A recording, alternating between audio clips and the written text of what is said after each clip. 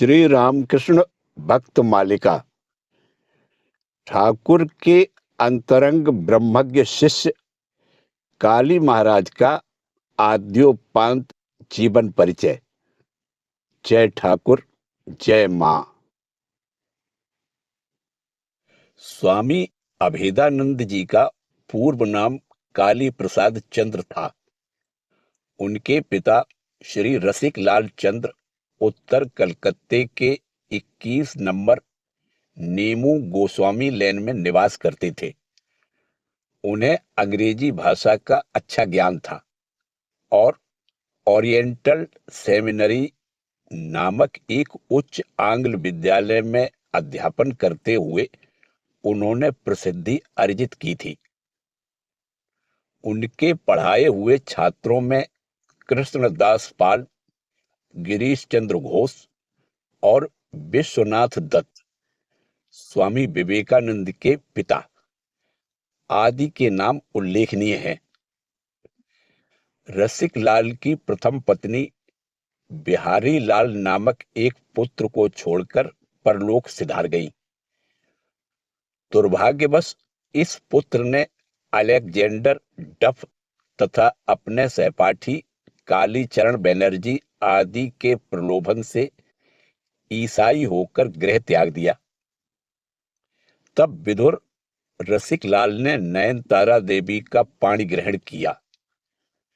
शीलवती तथा धर्मप्राणा नयनतारा ने मां काली से एक पुत्र के लिए आकुल प्रार्थना की और 2 अक्टूबर 1866 ईस्वी मंगलवार आश्विन कृष्णा नवमी को उन्हें काली प्रसाद की प्राप्ति हुई।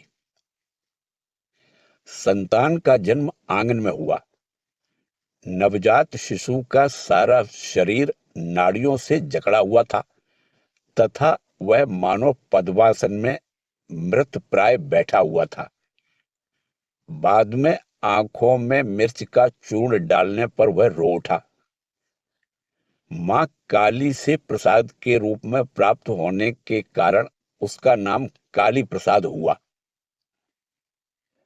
मात्र 1.5 वर्ष की आयु में पेचिस के प्रकोप से काली प्रसाद के प्राण संशय में पड़ गए। भगवत कृपा से वैद्य की चिकित्सा द्वारा वह निरोग हुआ। 5 वर्ष की आयु में उसका अक्षरारंभ हुआ और यथा समय उसने लाहापाड़ा के गोविंदशील की पाठशाला में प्रवेश लेकर 2 वर्ष तक अध्ययन किया। इसके बाद उसने अहिरी टोला के यदु पंडित के बंग विद्यालय में 3 वर्ष तक विद्याभ्यास किया। बंग विद्यालय के पश्चात 1876 ईस्वी में वह ओरिएंटल सेमिनरी में भर्ती हुआ।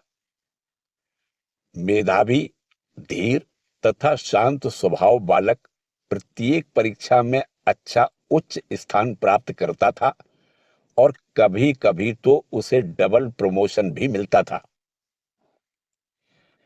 छात्र जीवन में ही काली प्रसाद संस्कृत के प्रति विशेष रूप से आकृष्ट हुए थे। विद्यालय की नियमबद्ध सामान्य शिक्षा से संतुष्ट न होकर उन्होंने हाथी बागान पाठशाला के हैरम्ब पंडित के पास मुक्त बोध व्याकरण का अध्ययन किया। ओरिएंटल सेमिनरी के प्रधान शिक्षक ने उनके संस्कृत प्रेम पर मुग्ध हो उन्हें एक छंदो मंजरी पढ़ने के लिए दी। कहना न होगा कि बचपन के इस छंद ज्ञान के फलस्वरूप ही परवर्ती काल में वे विविध छंदों में अनेक सुललित संस्कृत स्तोत्रों की रचना कर सके। विद्यालय जीवन में ही शंकराचार्य की दार्शनिक प्रतिभा का परिचय पाकर काली प्रसाद के मन में पंडित तथा दार्शनिक बनने की आकांक्षा उत्पन्न हुई। 14 वर्ष के बालक काली प्रसाद ने संयोगवश पिता की पुस्तकों में गीता की एक प्रति पाकर उसे पढ़ना आरंभ किया। इसके अतिरिक्त पंडित शशधर तर्क चूड़ामणि के व्याख्यान सुनकर वे योग शास्त्र के प्रति आकृष्ट हुए तथा उन्हीं के परामर्श से पातंजल योग सूत्र पढ़ने के लिए पंडित कालीबर वेदांत बागीश के समीप पहुंचे। अत्यंत व्यस्त रहने के कारण वेदांत बागीश महोदय ने उन्हें अपने स्नान के पूर्व तैलाभ्यंग करने के समय आकर योग सूत्र का तात्पर्य सुन जाने को कहा। काली प्रसाद इस पर सहमत हुए और योग सूत्र पूरा हो जाने पर इसी प्रकार उन्होंने शिव संहिता भी पढ़ी। योग शास्त्र के अध्ययन से उन्हें पता चला कि उपयुक्त गुरु के सानिध्य में ही योगाभ्यास करना चाहिए। अतः उनका मन गुरु की प्राप्ति के लिए व्याकुल हो उठा। उसी समय उन्हें अपने सहपाठी यज्ञेश्वर भट्टाचार्य से दक्षिणेश्वर के परमहंस श्री रामकृष्ण देव का पता चला। श्री रामकृष्ण देव के दर्शन की इच्छा से वे संभवतः 1884 ईस्वी मध्य एक दिन बिना किसी को कुछ बताए दक्षिणेश्वर के लिए पैदल रवाना हुए। रास्ता अनजाना था। काफी दूर जाने के बाद उन्हें पता चला कि वे दक्षिणेश्वर पीछे ही छोड़ आए हैं। तब फिर वे पीछे लौटे तथा दोपहर को काली मंदिर के उत्तर वाले फाटक से बेलतला और पंचवटी के निकट से होकर मंदिर के प्रांगण में पहुंचे।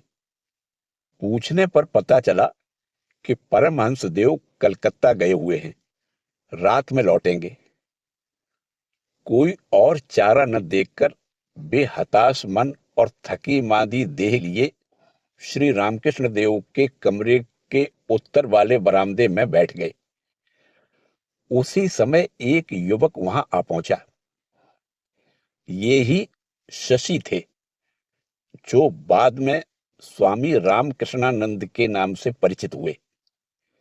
शशि का साथ मिल जाने से काली प्रसाद को बड़ी सुविधा हुई। काली मंदिर के कर्मचारियों के साथ जान पहचान रहने के कारण शशि ने अपने दोनों के लिए प्रसाद की व्यवस्था कर ली और श्री रामकृष्ण देव के संबंध में चर्चा करते हुए समय भी अच्छी तरह बीत गया। रात को लगभग 9 बजे श्री रामकृष्ण देव लाटू के साथ लौटे और अपने कमरे में जाकर छोटे पलंग पर बैठ गए। उसके बाद उनके द्वारा बुलवाए जाने पर काली प्रसाद ने आकर उन्हें प्रणाम किया। ठाकुर के पूछने पर उन्होंने अपना परिचय दिया और कहा, मेरी योग साधना करने की इच्छा है, क्या आप मुझे सिखलाएंगे? यह प्रश्न सुनकर श्री रामकृष्ण देव कुछ मौन रहे और फिर बोले, इतनी कम उम्र में ही तुम्हें योग सीखने की इच्छा हुई है, यह बहुत अच्छा लक्षण है। तुम पिछले जन्म में योगी थे, पर तुम्हारा कुछ बाकी रह गया था। यही तुम्हारा अंतिम जन्म है। मैं तुम्हें योग शिक्षा दूंगा। आज विश्राम करो, कल आना। नवानुराग की उत्कंठा के कारण काली प्रसाद को रात भर नींद नहीं आई। प्रातःकाल ब्राह्म मुहूर्त में श्री रामकृष्ण देव के बुलाने पर वे उनके समीप उपस्थित हुए। पूछने पर ठाकुर को ज्ञात हुआ कि वे एंट्रेंस क्लास में पढ़ रहे हैं तथा योग शास्त्र से परिचित हैं। इसके पश्चात वे सानंद काली प्रसाद को उत्तर वाले बरामदे में ले गए और एक तख्त पर योगासन में बैठाया। फिर अपने दाहिने हाथ की मध्यम उंगली से उनकी जीभ पर बीज मंत्र लिख दिया और उसी हाथ से उनके वक्षस्थल से ऊपर की ओर शक्ति को आकर्षित कर दिया। साथ ही साथ काली प्रसाद गहन ध्यान में डूब गए। थोड़ी देर बाद जब ठाकुर ने शक्ति को पुनः आकर्षित करते हुए नीचे उतारा तो वे बाह्य भूमि पर लौट आए। तदंतर ठाकुर ने उन्हें ध्यान आदि के संबंध में उपदेश दिए और ध्यान में जो दर्शन आदि हों उन्हें अपने निकट बताने को कहा। यह जानकर कि काली प्रसाद अविवाहित हैं, उन्होंने उन्हें विवाह करने से मना किया। इसके बाद काली मंदिर में थोड़ी देर ध्यान करके काली प्रसाद ने ठाकुर को प्रणाम किया और विदा ली। विदाई के समय ठाकुर ने उन्हें मिष्ठान प्रसाद देते हुए कहा, फिर आना। यदि पैसे की व्यवस्था न हो सके तो यहां से दिया जाएगा। उस दिन एक सज्जन गाड़ी से कलकत्ता लौट रहे थे। ठाकुर की इच्छा अनुसार उन्होंने काली प्रसाद को भी गाड़ी में बैठा लिया। घर आकर काली प्रसाद प्रतिदिन प्रातः तथा रात्रि में ठाकुर के उपदेशानुसार ध्यान करने लगे तथा बीच बीच में दक्षिणेश्वर आकर अपनी अनुभूतियां बतलाने लगे। इससे यह स्वाभाविक ही था कि पढ़ाई लिखाई से उनका मन कुछ उचट गया और घर के लोगों का ध्यान जब उधर गया तो वे रुकावट डालने लगे। परंतु काली प्रसाद इससे विचलित नहीं हुए और साधना में लगे रहे। इधर श्री रामकृष्ण देव के पास आने जाने के फलस्वरूप उनका अनेक भक्तों से परिचय हो गया तथा ठाकुर की विविध प्रकार से सेवा करने का अवसर पाकर वे धन्य हुए। कई बार झाऊ तला जाते समय ठाकुर उनके कंधे पर हाथ रखकर चलते थे। फिर कभी कभी इसी प्रकार चलते हुए उन्हें उच्च तत्व भी सिखाते थे। इसके अतिरिक्त वे उन्हें भक्तों के घर जाकर सत चर्चा करने को कहते थे। एक बार काली ने दक्षिणेश्वर आकर ठाकुर को बताया कि उन्हें ईश्वर के सर्वथा प्रसारी दो नेत्रों के दर्शन हुए हैं। एक दूसरे दिन ठाकुर के चरणों पर हाथ फेरते हुए ऐसा प्रतीत हुआ मानो ठाकुर जगन माता के रूप में उन्हें स्तनपान करा रहे हैं। एक बार रात को ध्यान करते समय उन्हें ऐसा अनुभव हुआ कि उनकी आत्मा देह को छोड़कर ऊर्ध्वलोक में चली जा रही है। अनेक विध मनोहर दृश्य देखते हुए एक सुंदर प्रासाद में पहुंचकर उन्होंने देखा कि वहां सभी धर्मों के प्रतीक विद्यमान हैं तथा उनका सजीव विकास हो रहा है। उस प्रासाद के एक विशाल कक्ष में प्रवेश करने पर उन्होंने देखा कि चारों ओर वेदियों पर विभिन्न धर्मों के देवी देवता तथा अवतार गण विराजमान हैं और बीच में श्री रामकृष्ण देव खड़े हैं। धीरे धीरे सभी देवी देवता तथा अवतारगण श्री रामकृष्ण देव की ज्योतिर्मय विराट देह में लीन हो गए। यह सब सुनने के बाद ठाकुर ने कहा, तुझे वैकुंठ दर्शन हो गया। अब तू अरूप के राज्य में पहुंच गया। अब फिर तुझे रूप नहीं दिखाई देंगे। काली प्रसाद ठाकुर के दर्शन करने को लेकर दक्षिणेश्वर ही जाया करते हों ऐसी बात नहीं है। ठाकुर कलकत्ते में जब भक्तों के घर जाते तो वे वहां जाकर भी उनसे मिला करते थे। इस प्रकार वे 15 जून 1884 ईस्वी को काकुड़गाछी में राम बाबू के उद्यान में गए थे। 3 जुलाई 1884 ईस्वी को रथ यात्रा के दिन बलराम मंदिर में उपस्थित हुए थे और 23 मई 1885 ईस्वी को राम बाबू के कलकत्ते के मकान पर उपस्थित हुए थे।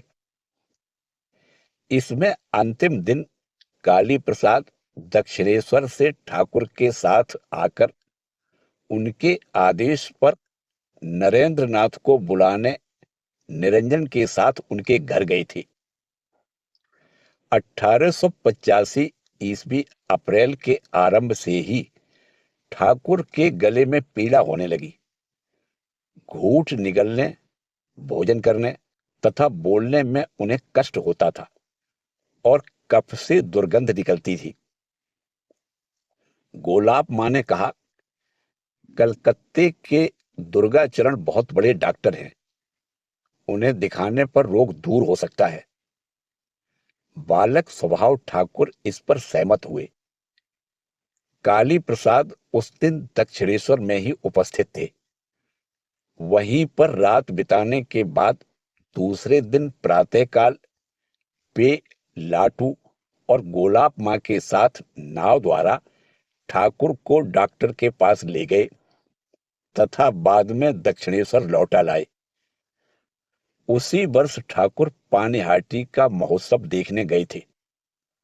उस दिन भी काली प्रसाद उनके साथ थे और महोत्सव समाप्त होने पर वे एक ही साथ नाव द्वारा संध्या के बाद दक्षिणेश्वर लौटे थे। दक्षिणेश्वर के बाद श्यामपुकुर पर्व का प्रारंभ हुआ। अक्टूबर 1885 ईस्वी के प्रथम भाग में ठाकुर के साथ उनके सेवक रूप में लाटू और काली भी कलकत्ता आए और 7 दिन बलराम मंदिर में रहने के बाद 55 नंबर श्यामपुकुर स्ट्रीट के किराए के मकान में चले आए। तब से काली ने घर के साथ सब संपर्क छोड़कर ठाकुर की सेवा में स्वयं को पूर्ण रूप से नियुक्त किया। श्यामपुकुर से 11 दिसंबर 1885 ईस्वी को वे ठाकुर के साथ काशीपुर चले आए। यहां ठाकुर के आदेश पर नरेंद्र नाथ ने सबका कार्य विभाजन कर दिया। काली दिन में 2 घंटे तथा रात में 2 घंटे सेवा करते थे। दोपहर में वे ठाकुर के शरीर पर तेल मलते और उन्हें छत पर की धूप में चौकी पर बैठाकर स्नान कराते थे। इसी सुयोग में उन्हें ठाकुर के श्री मुख से निश्रित तत्व ज्ञान की बातें भी सुनने को मिलती थी। इसी समय नरेंद्र के प्रभाव से काली की भावधारा में कैसे परिवर्तन आया, इसका विवरण हम यहाँ लीला प्रसंग से उद्धृत कर रहे हैं। फाल्गुनी शिवरात्रि का दिन था। बालक भक्तों में से 3-4 ने स्वामी जी के साथ अपनी इच्छानुसार उपवास किया। रात्रि के 10 बजे के बाद प्रथम प्रहर का पूजन, जप तथा ध्यान समाप्त कर स्वामी जी पूजन के आसन पर बैठकर ही विश्राम तथा वार्तालाप करने लगे। साथियों में से 2 बालक भक्त किसी काम से निवास स्थान की ओर चल दिए।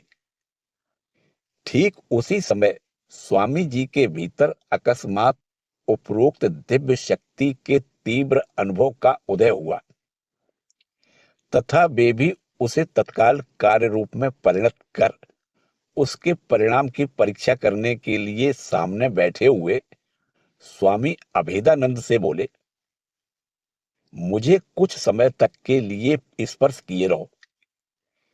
इसी अवसर पर निवास स्थान की ओर गए हुए उन 2 बालक भक्तों में से एक ने कमरे के अंदर प्रवेश किया तथा उसने देखा कि स्वामी जी निश्चल भाव से ध्यान मग्न हैं एवं अभेदानंद जी नेत्र बंद करके अपने दाहिने हाथ से स्वामी जी की दक्षिण जानु का स्पर्श कर बैठे हुए और उनका हाथ बारंबार कंपित हो रहा है।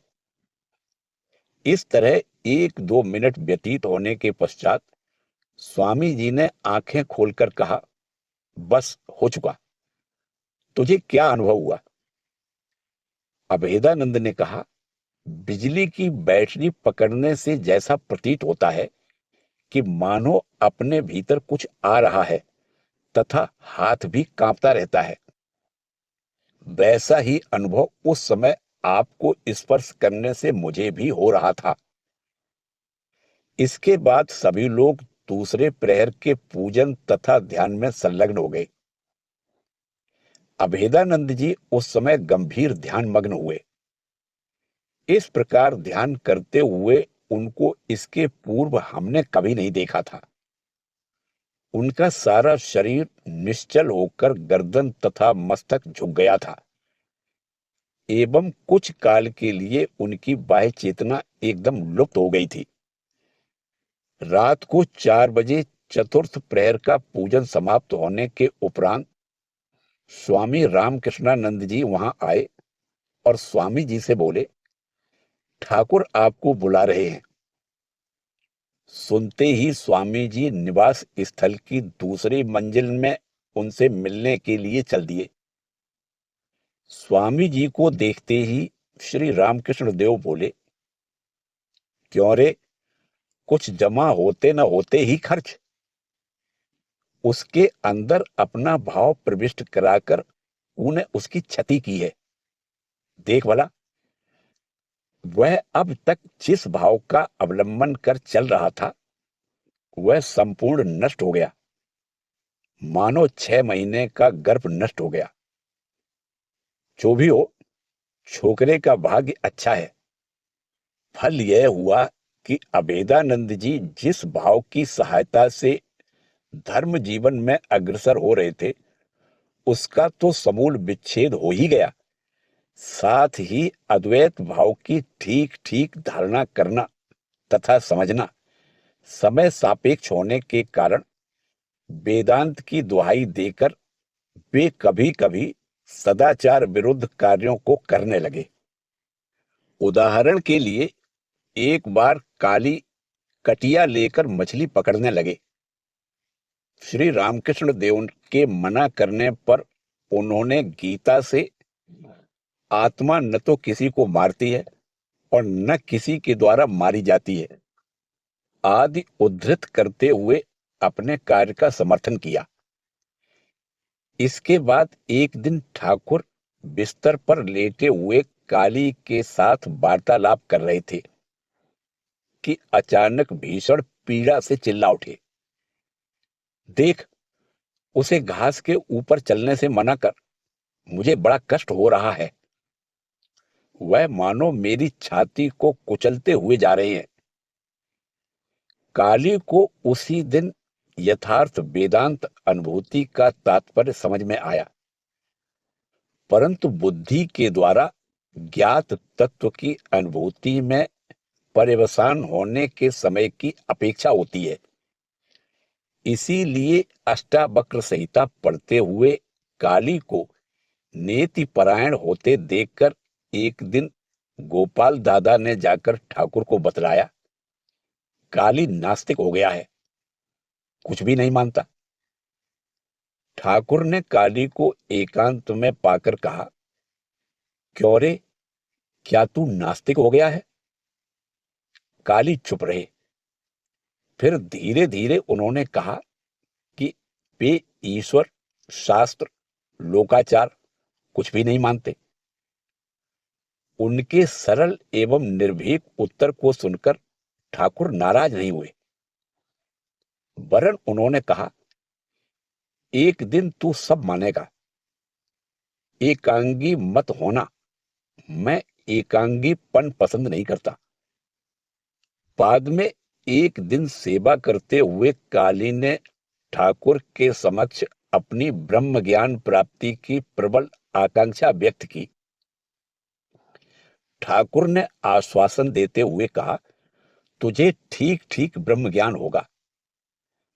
बाद में ध्यान करते समय एक बार उन्हें इसी ज्ञान का आस्वाद प्राप्त हुआ। इस विषय में ठाकुर को सविस्तार बताने पर उन्होंने कहा, यही ठीक ठीक ज्ञान है। इसके बाद काली के मन से नास्तिकता सदा के लिए दूर हो गई। काशीपुर में एक बार काली के वैराग्य की अच्छी परीक्षा हुई थी। उस दिन ठाकुर ने कहा, आज तेरे पिता आए थे, बतलाया कि तेरी मां रो रो कर जान दे रही है, सो मैं अनुमति देता हूं, तू घर जाकर रह। आदेश का पालन करते हुए काली घर को गए।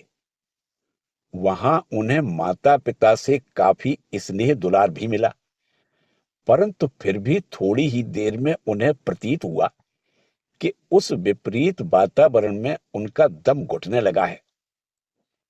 बेबस होकर एक प्रकार दौड़ते हुए ही वे काशीपुर लौट आए।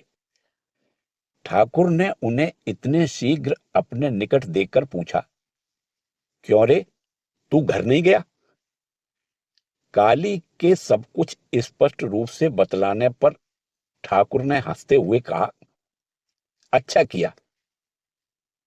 एक बार विजय कृष्ण गोस्वामी ने सन्यासी वेश में काशीपुर आकर कहा कि वे गया धाम के निकट बराबर नामक पहाड़ की एक गुफा में एक हठयोगी साधु का दर्शन कर आए हैं। यह सुनकर हठयोग सीखने को उत्सुक काली बिना किसी को बतलाए अकेले ही गया को चल पड़े। गया स्टेशन पर उतरने के बाद पहाड़ के सकरे और लंबे रास्ते पर नंगे पैर चलते हुए वे पहाड़ के नीचे बसे एक गांव में पहुंचे और वहां शिव मंदिर की धर्मशाला में रात बिताई। धर्मशाला में उनका एक सन्यासी के साथ परिचय हुआ और उन्होंने उनकी हस्तलिखित पोथी से बिरजा होम के मंत्र तथा पुरी संप्रदाय के परिचायक मठ, मढ़ी आदि संकेतों को लिख लिया। अंत में वे हठयोगी के समीप जाने के लिए तैयार हुए, पर ग्रामवासियों ने उन्हें यह कहते हुए मना किया कि किसी नवागंतुक को देखते ही हठयोगी के चेले उसे ढेला पत्थर फेंककर मारते हैं। इससे विचलित न हो काली सावधानी से चलते हुए अचानक योगी तथा उनके चेले के सम्मुख जा पहुंचे। पहले तो योगी और शिष्य उन्हें मारने को उठे, पर बाद में उनका संन्यासोचित परिचय पाकर तथा उन्हें शिक्षार्थी समझकर रहने दिया। परंतु काली को यह समझते देर नहीं लगी कि ये लोग अघोरी है तथा योग के बारे में भी इनका ज्ञान अल्प ही है। अतः वे लौट आने का प्रयास करने लगे। इधर योगी उनके जैसे उपयुक्त शिष्य को पाकर छोड़ना भी नहीं चाहता था। अतः काली पानी भरलाने के बहाने हाथ में घड़ा लिए गुफा के बाहर निकले और दूर जाकर घड़े को वहीं छोड़ते हुए तेजी से नीचे उतर आए। काशीपुर लौटकर उन्होंने ठाकुर को सब कुछ कह सुनाया।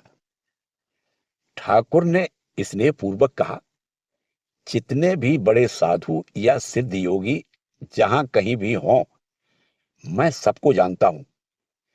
चारों छोर घूमा, पर यहां अपने सीने पर हाथ रखकर बताया, जो देख रहा है ऐसा और कहीं भी नहीं मिलेगा। इसके बाद मस्तूल के पंछी का दृष्टांत देते हुए उन्होंने समझा दिया कि तुलना किए बिना यथार्थ महत्व समझ में नहीं आता। काशीपुर में तारक, काली आदि नरेंद्र के साथ बौद्ध मत की चर्चा करते तथा बौद्ध ग्रंथ आदि पढ़ते थे। ब्राह्म समाज के साधु अघोरनाथ द्वारा रचित बुद्ध चरित में ललित बिस्तर के जो श्लोक उद्धृत थे, उन्हें काली ने कंठस्थ कर लिया था। इस प्रसंग में लाटू महाराजेर स्मृति कथा नामक बंगला ग्रंथ में एक घटना का उल्लेख है। एक दिन काली भाई ने ठाकुर से बुद्धदेव के बारे में पूछा। काली भाई की उन दिनों धारणा थी कि बुद्धदेव ईश्वर को नहीं मानते थे। एक दिन इसी पर खूब तर्क हुआ। इस पर ठाकुर बोले, बुद्धदेव नास्तिक क्यों होंगे जी? उन्होंने जिस स्वरूप का दर्शन किया था वह अस्ति नास्ति के बीच की अवस्था है। जो बुद्ध की चर्चा में मगन काली एक बार नरेंद्र तथा तारक के साथ बोध गया गए और वहां 3-4 दिन तपस्या में बिताकर लौट आए। काली के भीतर सदा से ही तीव्र ज्ञान पिपासा थी।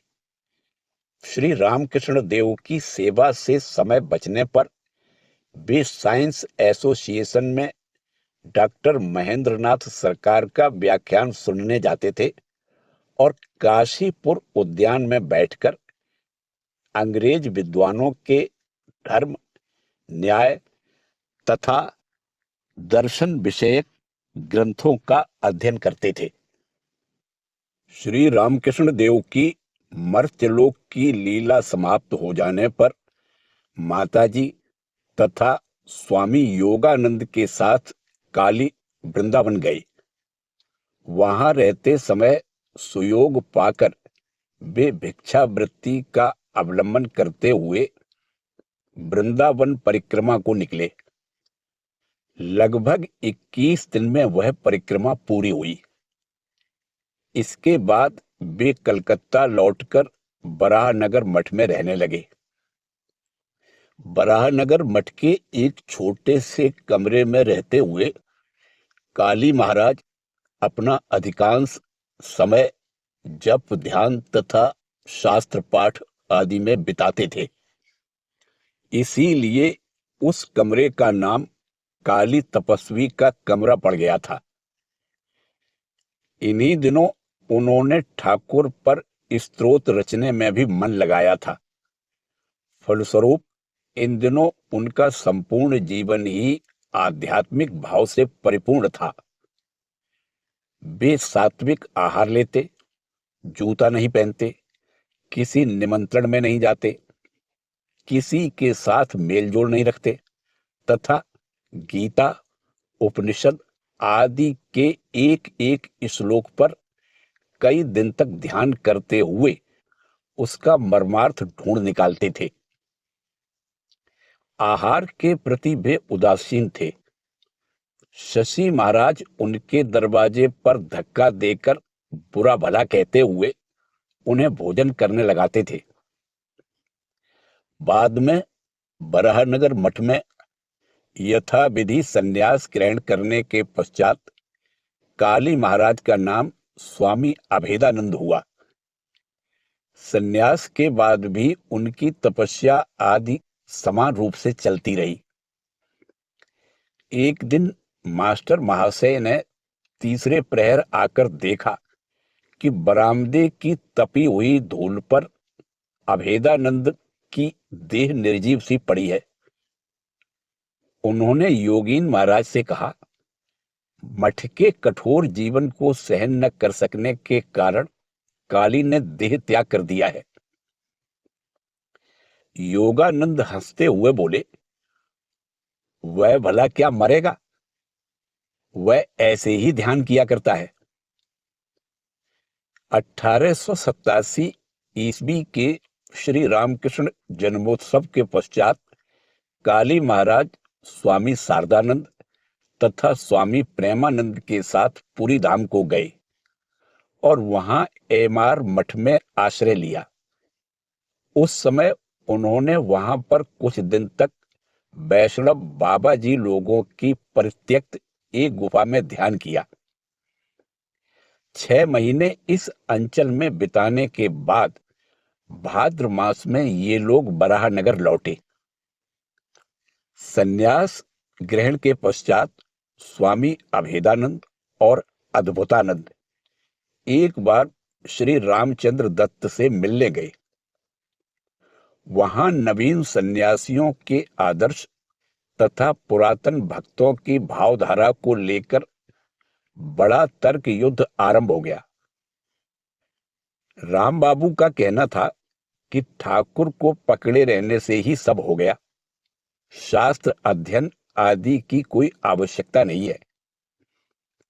और इधर नवीनों के प्रमुख प्रतिनिधि के रूप में स्वामी अभेदानंद का कहना था कि ठाकुर को पकड़े रहकर ध्यान भजन तो करना ही होगा, परंतु इसके साथ ही विभिन्न शास्त्रों तथा मत मतांतरों के साथ परिचित होना भी आवश्यक है। इस विषय को लेकर बाद में अभेदानंद को भक्तों की काफी कटुक्तियां सुननी पड़ी, पर वे विचलित नहीं हुए। इस प्रकार मठ स्थापना की प्रथम अवस्था में उन लोगों को बहुत से प्रतिकूल भावों के संपर्क में आना पड़ा था।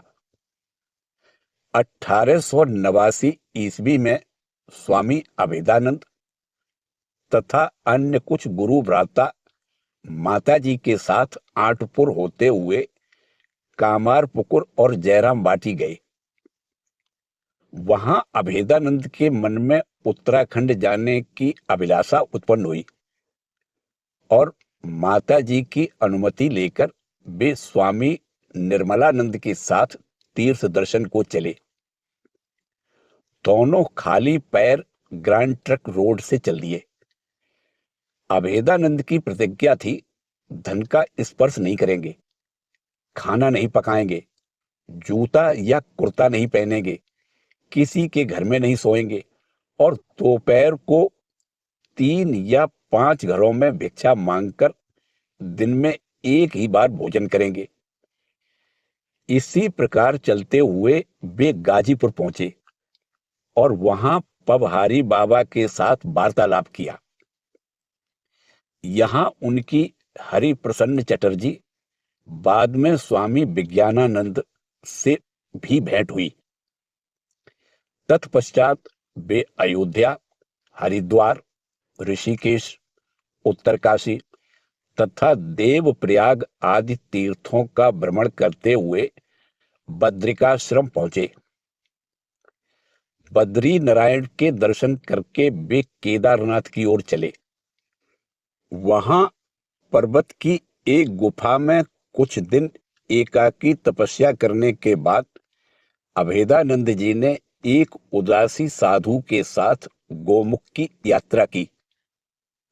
गोमुख दर्शन के पश्चात वे पुनः उत्तरकाशी होते हुए यमुनोत्री गए और वहां से देहरादून की राह से ऋषिकेश लौट आए।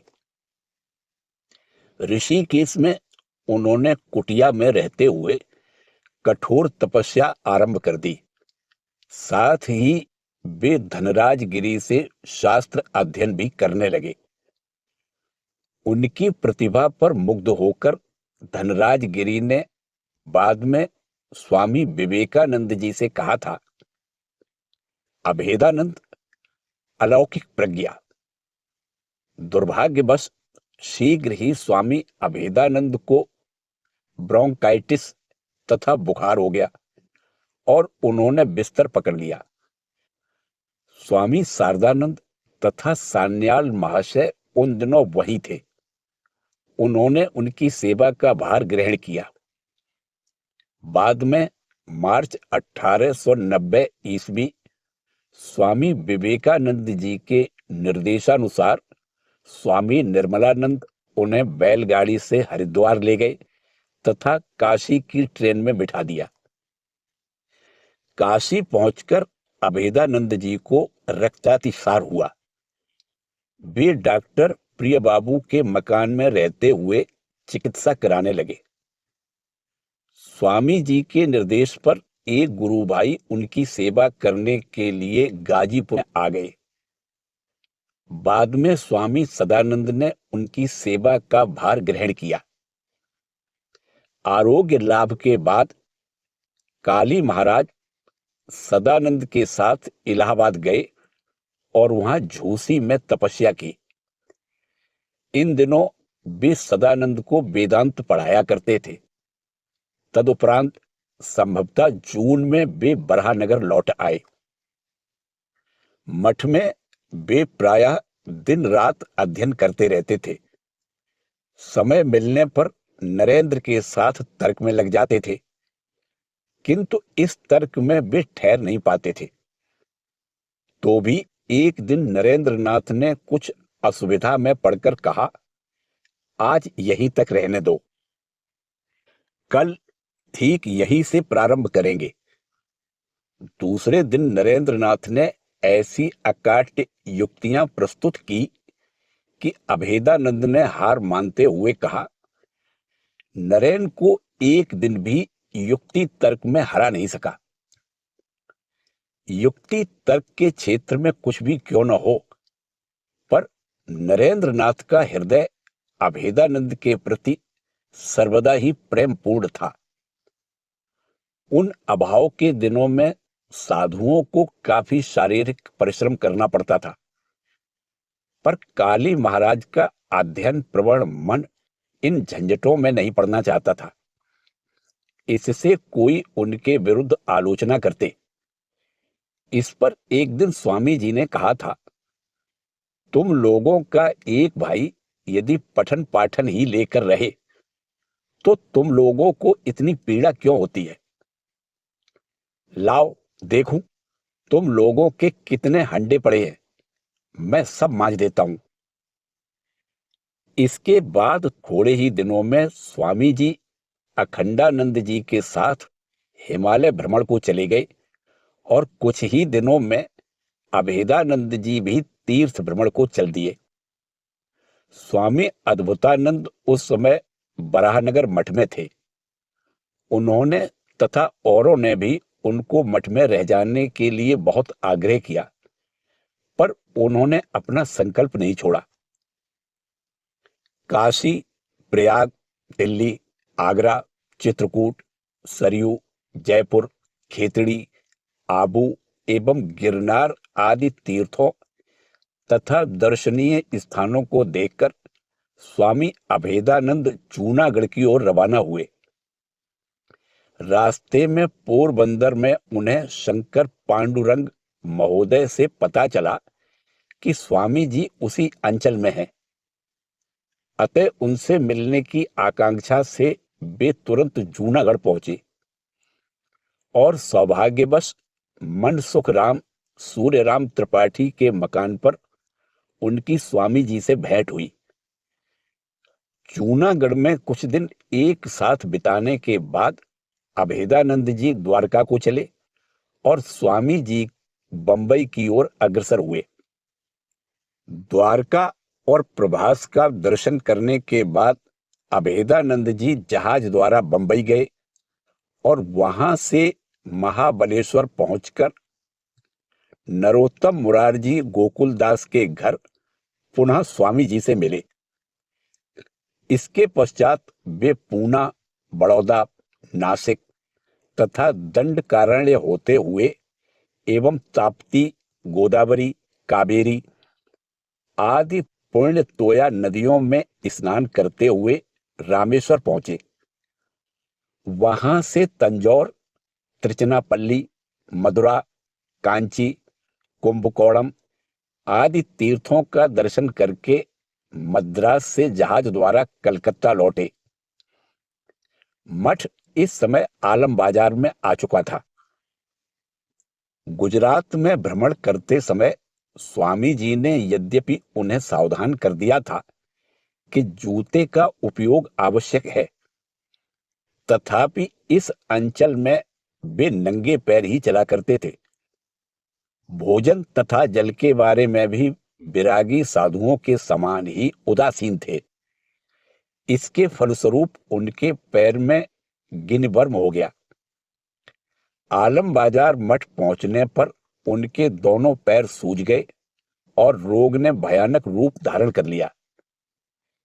इस रोग के कारण वे 4 महीने तक बिस्तर पर पड़े रहे और 7 बार उनके पैरों की शल्य क्रिया करनी पड़ी। उस समय स्वामी शारदानंद आदि गुरु भ्राताओं ने उनकी खूब सेवा की थी। रोग दूर होने पर इस बार मठ जीवन उनके लिए बड़ा आनंदमय हो उठा। उस समय तीर्थ भ्रमण के पश्चात अनेक व्यक्ति मठ में ही निवास कर रहे थे तथा मठ की आर्थिक स्थिति भी कुछ सुधर गई थी। तब नई दरी पर बैठकर रीडिंग लैंप की सहायता से अध्ययन करना उतना कठिन नहीं था। स्वामी अभेदानंद ने इस सुधरी हुई अवस्था का पूरा पूरा सदुपयोग किया। स्वामी विवेकानंद जी के अमेरिका में सफल होने के पश्चात ईर्ष्यावश अनेक स्वदेशी तथा विदेशियों ने उनके विरुद्ध प्रचार करना आरंभ किया। इसके प्रतिकार स्वरूप 1894 ईस्वी सितंबर में कलकत्ते के टाउन हॉल में जो सभा हुई थी, स्वामी अभेदानंद उसके संगठनकर्ताओं में प्रमुख थे। एक प्रत्यक्षदर्शी ने लिखा है, उस अवसर पर काली तपस्वी ने प्राणपण से परिश्रम किया था। रात दिन उन्मादग्रस्त के समान कार्य करते हुए टाउन हॉल में सभा कराई थी। इस प्रकार कुछ समय मठ में निवास करके 1895 ईस्वी के श्री रामकृष्ण जन्मोत्सव के कुछ दिन बाद वे पुनः तीर्थ पर्यटन को चले।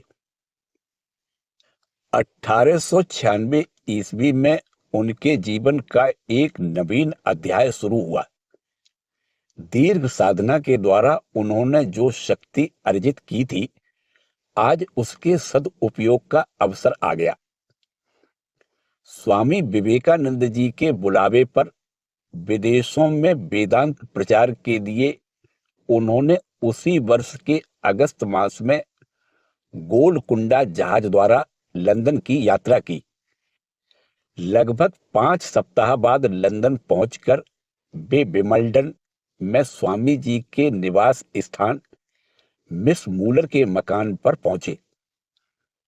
लंदन में 1 महीना व्यतीत करने के पश्चात एक दिन अचानक स्वामी जी ने उन्हें बताया कि उन्हें ख्रिस्ट थियोसॉफिकल सोसाइटी में हिंदू धर्म पर भाषण देना है। सारी व्यवस्था हो चुकी है, कोई परिवर्तन होना संभव नहीं। अभेदानंद तो मानो आकाश से गिर पड़े, परंतु वे जानते थे कि स्वामी जी उन्हें किसी भी दशा में छोड़ने वाले नहीं है। अतः उन्हीं के निर्देशानुसार पंचदशी के आधार पर एक निबंध लिखकर वे उसका अभ्यास करने लगे। अंत में 27 अक्टूबर को उनके जीवन का प्रथम व्याख्यान हुआ। इसे सुनकर सभी लोग अत्यंत आनंदित हुए तथा स्वामी अभेदानंद के भावी प्रचारक जीवन की सफलता के बारे में किसी को कोई संदेह नहीं रहा। साथ ही सभी यह भी समझ गए कि स्वामी जी में व्यक्ति को पहचानने तथा उसे अपने कार्य के योग्य बना लेने की विलक्षण क्षमता है। आश्चर्यो ज्ञाता कुशलानुशिष्टा।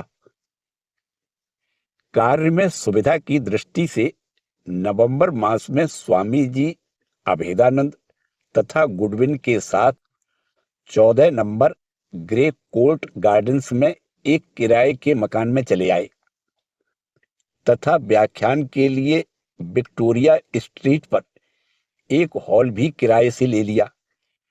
इस मकान में 3 महीने रहते हुए स्वामी जी ने अभेदानंद को अंग्रेजी जीवन जानने योग्य सारी बातें सिखा दी। अभेदानंद स्वामी जी की सहायता से डायसन, मैक्स मूलर आदि विद्वानों के साथ परिचित हुए और स्वामी जी के निर्देशानुसार लंदन तथा अन्य उपनगरों में व्याख्यान आदि देते हुए अनुभव संचय करते रहे। स्वामी जी के लंदन से चले जाने के बाद स्वामी अभेदानंद स्टर्डी महोदय के मकान में आ गए। स्टर्डी स्वयं कठोर जीवन बिताने वाले थे। अभेदानंद जी ने भी तद अनुरूप जीवन को ही अपनाया। वहां वे छत पर अवस्थित एक छोटे से सर्द और खिड़कियों से रहित कमरे में कड़े बिस्तर पर बिना तकिए के ही सोते और नीचे के एक कमरे में अध्ययन आदि करते थे। इस निवास स्थान को ही केंद्र बनाकर 12 जनवरी 1897 ईस्वी से उन्होंने नियमित रूप से वेदांत पर व्याख्यान तथा कक्षाएं शुरू की, परंतु लंदन का कार्य दीर्घ काल तक नहीं चला। उसी वर्ष के मध्य भाग में उन्हें अमेरिका से बुलावा आया। स्वामी जी उस समय भारत में थे, पर इस प्रस्ताव में उनका अनुमोदन था। अतः लंदन का कार्य चलाने के लिए स्वामी जी जो धनराशि छोड़ गए थे, उससे टिकट खरीदकर 31 जुलाई को स्वामी अभेदानंद अमेरिका जाने वाले जहाज पर सवार हुए। 9 अगस्त को न्यूयॉर्क पहुंचकर वे स्थानीय वेदांत समिति की सचिव मिस मेरी फिलिप्स के मकान पर ठहरे। पिछले वर्ष वे जब लंदन में जहाज से उतरे तो देखा कि संयोग बस लेने को कोई भी नहीं आया है। तब उन्होंने अकेले ही गंतव्य स्थान पर पहुंचकर अपनी प्रत्युत्पन्न मति का परिचय दिया था।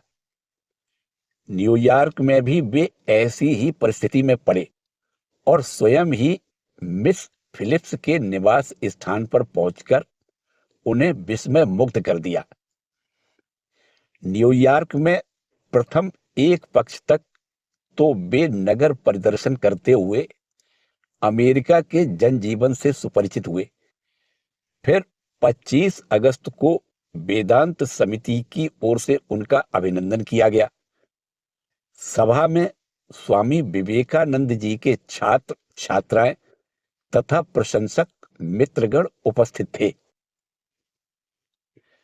अमेरिका में अभेदानंद जी प्रारंभ से ही अपने कार्य क्षेत्र को एक ही स्थान में सीमाबद्ध न रखते हुए सर्वत्र विस्तार करने के लिए प्रयत्नशील थे। न्यूयॉर्क आते समय रास्ते में काउंट दादमर की धर्मपत्नी से उनका वार्तालाप हुआ था।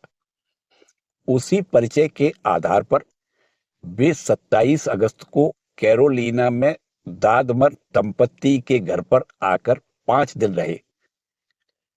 बाद में 16 सितंबर को स्वामी जी की शिष्या ब्रह्मचारिणी यति माता मिस बाल्डो के घर जाकर उन्होंने लगभग 20-30 श्रोताओं के सम्मुख 3 दिन संध्या को वेदांत चर्चा की। 14 अक्टूबर को उन्होंने श्रीमती ओली बुल के कैम्ब्रिज के निवास स्थान पर जाकर 5 दिन तक निवास किया। स्वामी शारदानंद भी उस समय अमेरिका में ही थे। 27 सितंबर को उन्होंने अपने कार्य स्थल बोस्टन से न्यूयॉर्क आकर अभेदानंद जी से भेंट की। इसके अतिरिक्त श्रीमती व्हीलर के आमंत्रण पर अभेदानंद जी मांट क्लेयर गए। वहां भी दोनों गुरु भ्राताओं का मिलन हुआ। इस अवसर पर दोनों ने प्रसिद्ध वैज्ञानिक श्री एडिसन के निवास स्थान पर उनके साथ लगभग 2 घंटे बातचीत की। इस समय 29 अक्टूबर को स्वामी अभेदानंद ने न्यूयॉर्क में जो प्रथम व्याख्यान दिया, उससे उपस्थित सभी लोग विशेष मुग्ध हुए। इस व्याख्यान के बाद वे ब्रुकलिन चले गए और यति माता का आतिथ्य स्वीकार करते हुए वहीं से न्यूयॉर्क का कार्य चलाने लगे। कुछ दिनों बाद लेक्सिटन एवेन्यू में एक मकान मिल जाने पर वे वहां चले आए। न्यूयॉर्क के कार्य के साथ ही उन्हें मांट क्लेयर में भी व्याख्यान देने होते थे। मांट क्लेयर में उनका नॉर्वे निवासी तथा उत्तरी ध्रुव का अभियान करने वाले श्री नानसेन के साथ परिचय हुआ।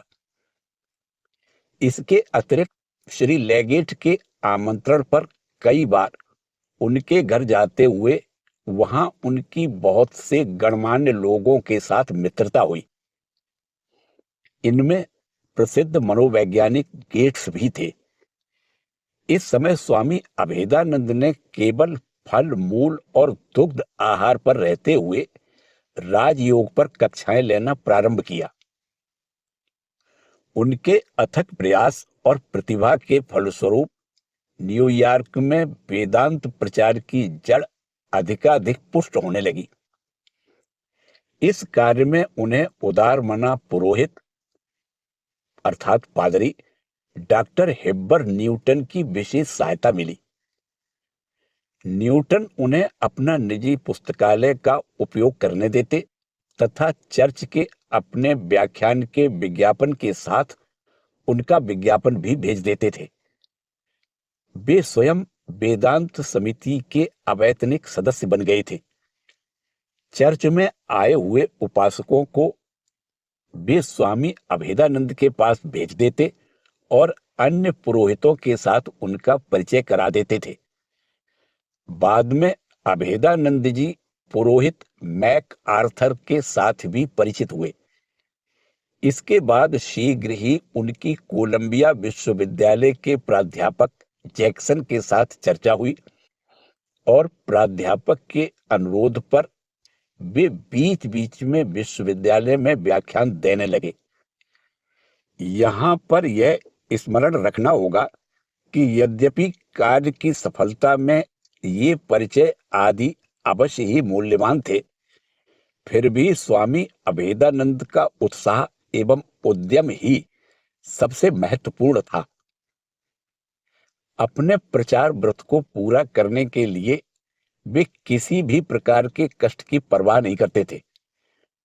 भीषण शीतकाल के हिमपात पर ध्यान न देते हुए वे नियमित रूप से कक्षाएं चलाया करते थे।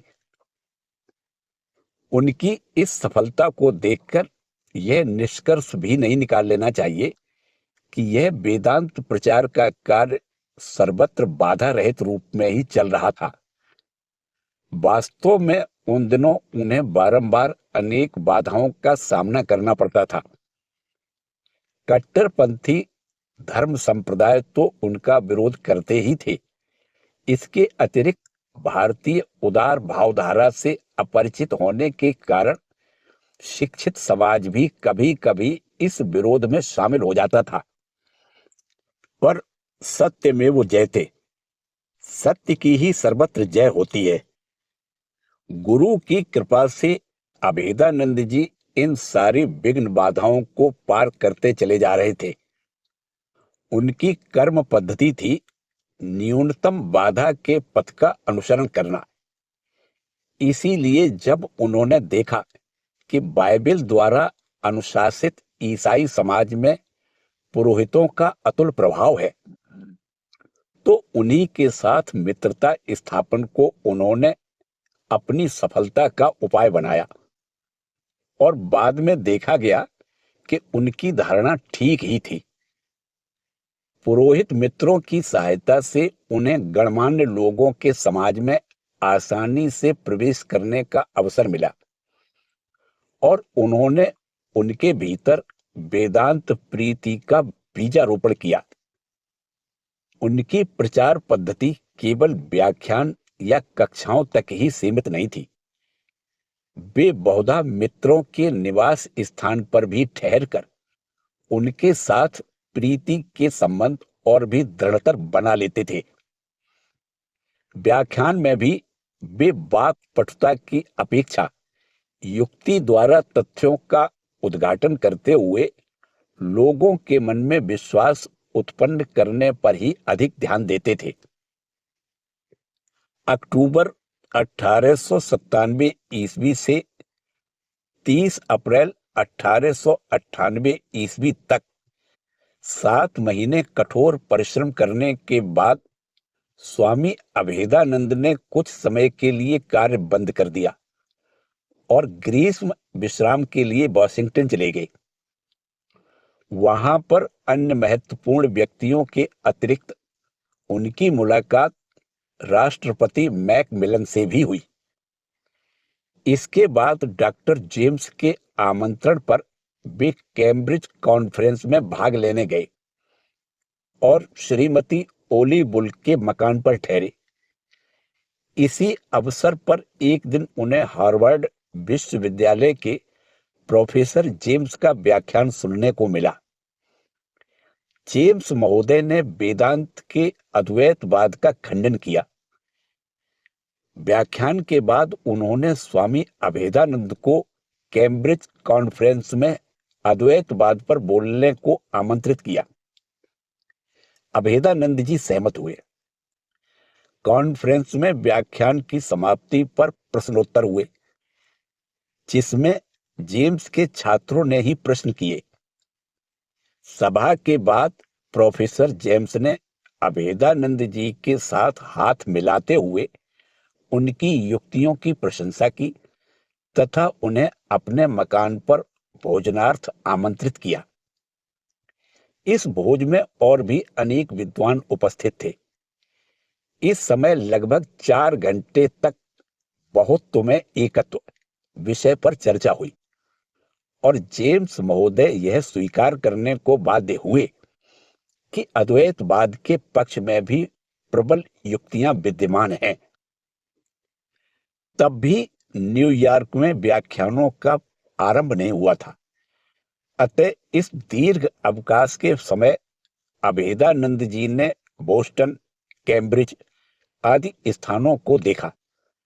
तत्पश्चात व्हीलर दंपत्ति के आमंत्रण पर उनकी नवविवाहित कन्या तथा जामाता को आशीर्वाद देने मॉन्टक्लेयर आए। इसके बाद नियाग्रा जलप्रपात आदि अनेक स्थानों का भ्रमण किया। इस प्रकार वे तृप्त हुए तथा उन्हें काफी अनुभव भी प्राप्त हुआ। अंत में वे बफेलो नगर से होते हुए ग्रीन एकर पहुंचे और वहां नियमित रूप से गीता व्याख्या आरंभ की। ग्रीन एकर के बाद वे बोस्टन नगर को गए। उसे देखने के बाद वे रोड द्वीप का न्यूपोर्ट देखने गए और फिर सितंबर को न्यूयॉर्क पहुंचे। उसी रात को वे लॉन्ग द्वीप के ईस्ट हैम्पटन गए तथा एपिस्कोपल चर्च के माननीय पुरोहित हेबर न्यूटन के अतिथि हुए।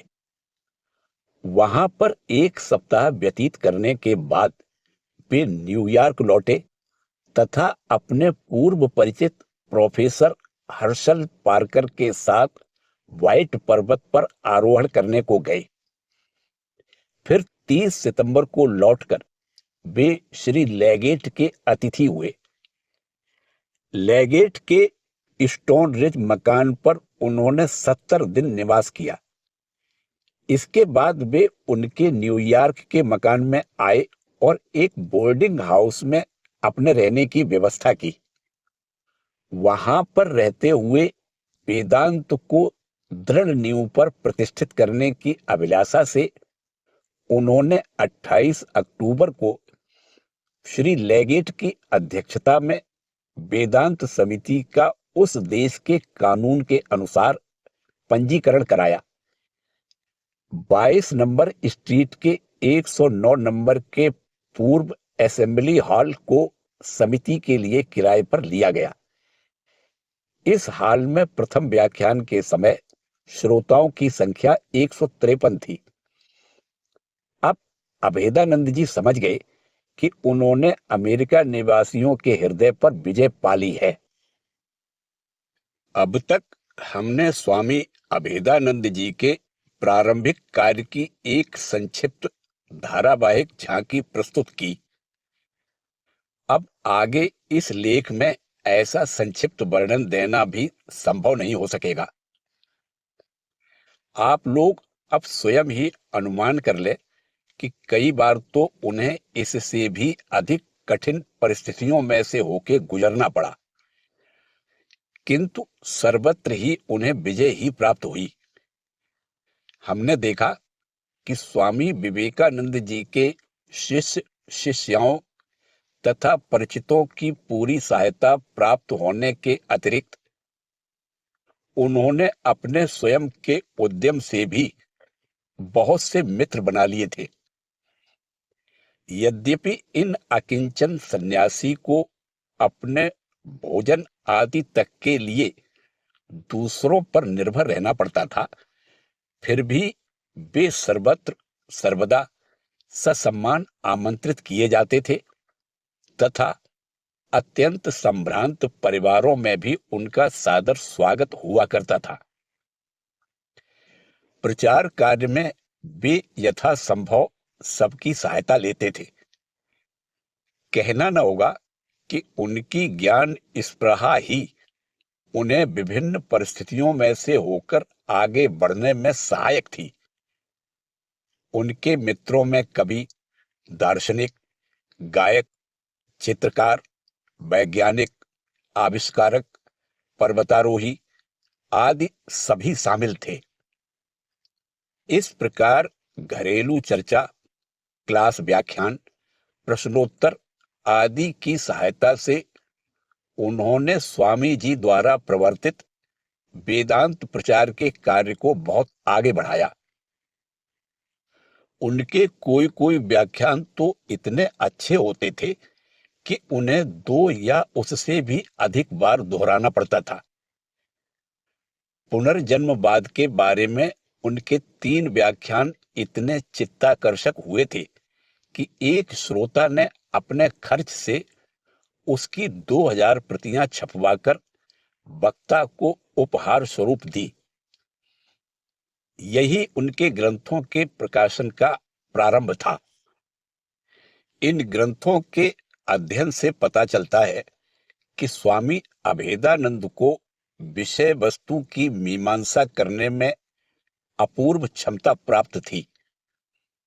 श्रोताओं के चिरबद्ध संस्कार पर वृथा प्रहार न करते हुए वे इतने धीर तथा शांत भाव से उन्हें अपनी विचारधारा में लाने का प्रयास करते कि वे लोग स्वयं भी नहीं जान पाते थे कि कब उन्होंने अपना मत छोड़कर नया मत स्वीकार कर लिया है।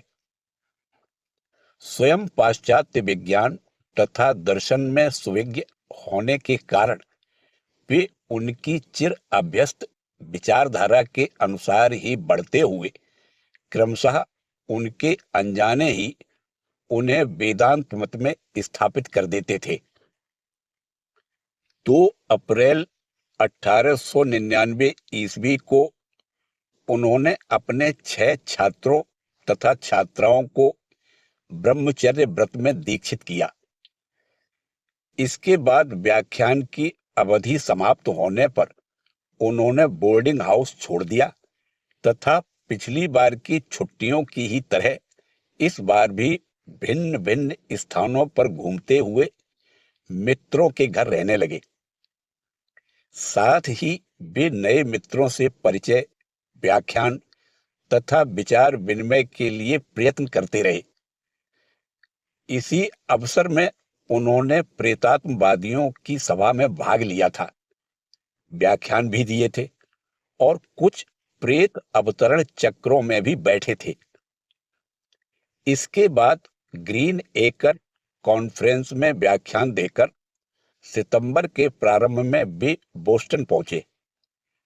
वहां उन्हें पता चला कि स्वामी विवेकानंद पुनः अमेरिका में आ गए हैं। अतएव वे अविलंब रिचले मैनर में जाकर श्री लेगेट के भवन में स्वामी जी तथा उनके साथ आए स्वामी तुरायानंद से मिले। उनके साथ आनंद पूर्वक 10 दिन बिताकर वे न्यूयॉर्क लौट आए। न्यूयॉर्क में वेदांत प्रचार के साथ ही स्वामी अभेदानंद ने एक और उल्लेखनीय कार्य भी आरंभ किया। वह था बालक बालिकाओं के लिए क्लास। वे हितोपदेश आदि ग्रंथों से कोई कहानी चुनकर उसके आधार पर चर्चा आदि करते हुए प्रत्येक शनिवार को तीसरे प्रहर 1 घंटा उनके साथ बिताते और इस प्रकार उनके सुकुमार मन को गढ़कर तैयार करते थे। यह क्लास बड़ा ही मनोरंजक होता था। कोई कोई बच्चे तो इतने आकर्षण से कष्ट उठाकर भी दूर दूर से पैदल चलकर आते थे। बाद में स्वामी तुरायानंद उनके इस कार्य में सहायता करने लगे। न्यूयॉर्क पहुंचकर स्वामी अभेदानंद ने सर्वप्रथम मॉट मेमोरियल हॉल में भाषण देना आरंभ किया। 1898-99 ईस्वी में उन्होंने 5 महीने असेंबली हॉल में भाषण दिए। 22 अक्टूबर 1899 ईस्वी से मेडिसन एवेन्यू के 59 नंबर स्ट्रीट में अवस्थित टॉर्नेडो हॉल में उनके भाषण होने लगे तथा 146 नंबर ईस्ट 55 नंबर स्ट्रीट के भवन में वेदांत समिति का कार्यालय आदि स्थापित हो उसी में विभिन्न विषयों पर कक्षाएं चलने लगी। 1900 ईस्वी मई के प्रारंभ में वेदांत समिति स्थानांतरित होकर 103 नंबर ईस्ट के 58 नंबर स्ट्रीट के मकान में चली आई। यहीं पर स्वामी जी ने यूरोप जाते समय मार्ग में ठहरकर स्वामी अभेदानंद तथा तुरायानंद के साथ कुछ दिन निवास किया। पूरा मकान ही समिति के नाम पर किराए पर ले लिया गया था। इस कार्य में अभेदानंद ने अद्भुत साहस का परिचय दिया। इस मकान में आने के पहले अचानक 30 अप्रैल को उन्हें पता चला कि पहले का मकान छोड़ देना होगा। तद अनुसार 2 मई को यह मकान छोड़कर वे एक मित्र के घर गए। वहां पर उन्हें पता चला कि 58 नंबर स्ट्रीट का मकान उनके हाथ में है, जिसका मासिक किराया $75 है। उनके निकट अधिक धन नहीं था, फिर भी उन्होंने ठाकुर के भरोसे $10 मात्र अग्रिम देकर उसी समय उस मकान में प्रवेश कर लिया। 1901 ईस्वी के उनके व्याख्यानों में किसी किसी दिन श्रोताओं की संख्या 600 तक पहुंचती थी। योग के क्लास में भी छात्रों की संख्या में अत्यधिक वृद्धि हो गई थी, जिससे उन्हें 2 बार क्लास चलाने पड़ते थे। इसके अतिरिक्त उन्हें विभिन्न सभा समितियों में भी अनेक विद्वानों के साथ व्याख्यान देने के लिए आमंत्रित किया जाता। इस समय से व्याख्यान के दिनों में इतना धन आने लगा कि पहले की तरह अवकाश काल में मकान छोड़ देने की आवश्यकता नहीं रही। उस वर्ष गर्मी की छुट्टियों में विभिन्न स्थान देखने के पश्चात वे पश्चिमी तट पर अवस्थित शांति आश्रम में स्वामी तुरायानंद के पास चले आए। 6 दिन वहां बिताकर स्वामी अभेदानंद सैन फ्रांसिस्को गए। इस नगर में तथा निकटवर्ती स्थानों में भ्रमण करते हुए घरेलू बैठक तथा वार्तालाप आदि की सहायता से वे वेदांत प्रचार करने लगे। इसी अवसर पर उन्होंने प्रोफेसर हाविसन के आमंत्रण पर बर्कले विश्वविद्यालय की थियोसॉफिकल यूनियन में लगभग 400 श्रोताओं के समक्ष लगभग 1.5 घंटे तक भाषण दिया। इस ऋतु के भ्रमण काल में उनका यही एकमात्र भाषण हुआ था। इसके बाद पश्चिमी अंचल का भ्रमण समाप्त कर 7 अक्टूबर को वे न्यूयॉर्क पहुंचे और 3 नवंबर को पुनः यथाविधि वेदांत समिति का कार्य आरंभ किया। इस बार के व्याख्यान तथा क्लास कार्नेगी लाइसियम में होने लगे।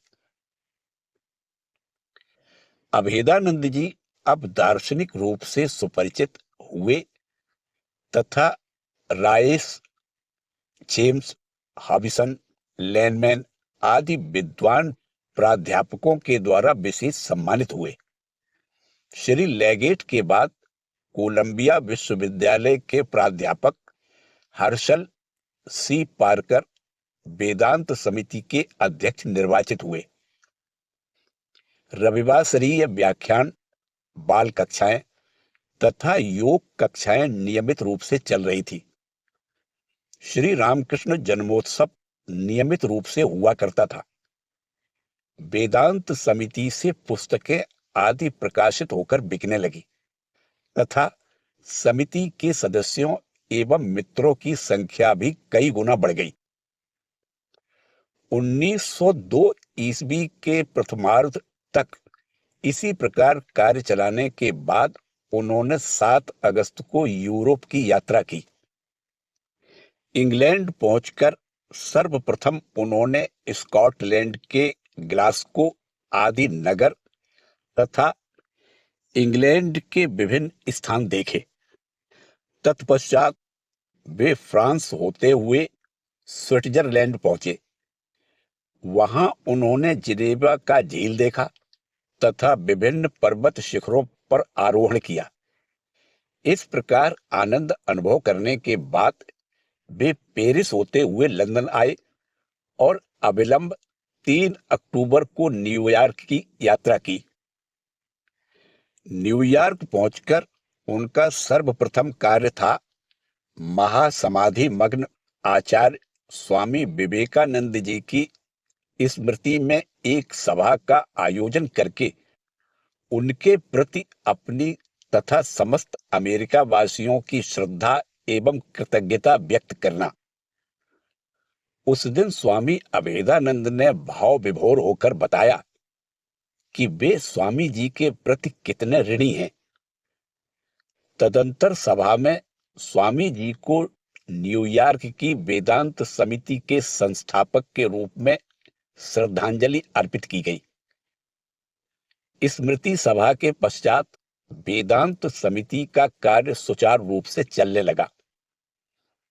22 जनवरी 1903 ईस्वी को समिति के वार्षिक अधिवेशन में प्रस्तुत किए गए कार्य विवरण में देखा गया कि समिति की सर्वांगीण उन्नति हुई है।